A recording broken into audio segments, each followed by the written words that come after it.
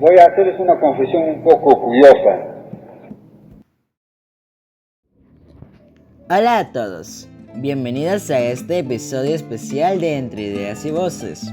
Hoy no solo hablaremos de un libro, hablaremos de una cicatriz en la historia del Perú, El Sexto, de José María Arguedas. José María Arguedas no fue un escritor común. Nació en Andahuaylas en 1911, creció entre la ternura de las comunidades indígenas y la frialdad de los terratenientes, convirtiéndose en el hombre que unió al mundo andino y lo occidental a través de la literatura. Sin embargo, su vida estuvo marcada por la incomprensión y el sufrimiento. A ello ha escrito una obra realmente interesante y fundamental, ya que nace de su propio dolor real. A esto nos referimos a la obra titulada El Sexto, publicada en 1961. Si bien es cierto, Arguedas fue preso político en el penal de Sexto entre 1937 hasta 1938, bajo la dictadura de Benavides. No es solo ficción, es un testimonio crudo de realismo indigenista.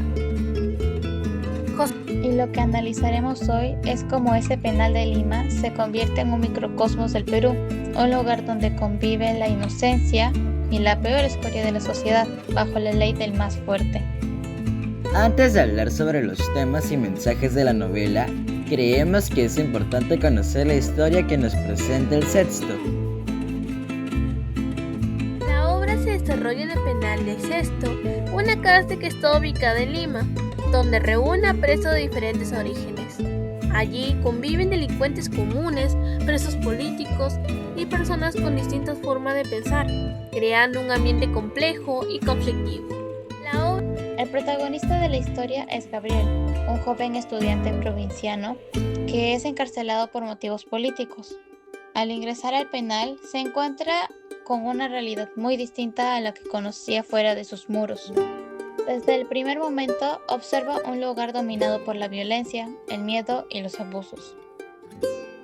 Dentro de la prisión, Gabriel comienza a conocer a numerosos personajes. Algunos son presos políticos que mantienen sus ideales y luchan por un futuro mejor, mientras que otros se han acostumbrado a sobrevivir mediante la fuerza y la intimidación. Y gracias a ellos, el protagonista descubre distintas formas de enfrentar una misma realidad.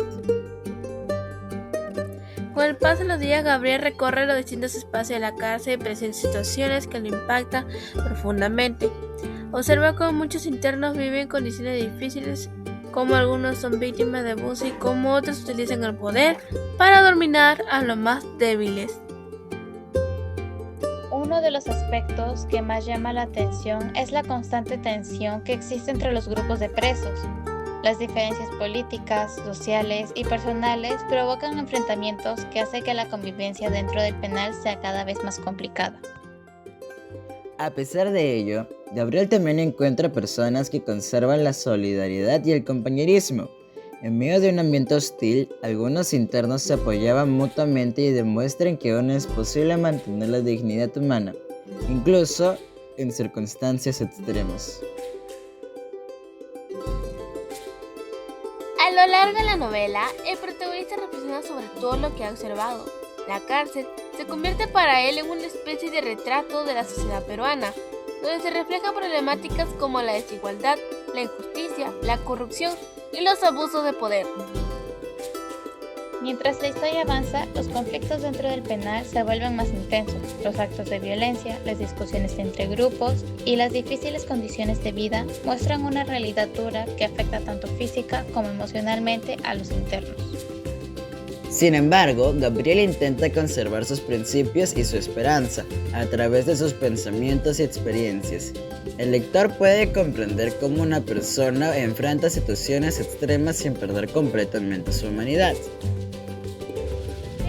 Esto no es únicamente una novela sobre la vida en una prisión, también es una obra que muestra las contradicciones de la sociedad peruana y las consecuencias que tiene las injusticias y la falta de respeto por la dignidad humana.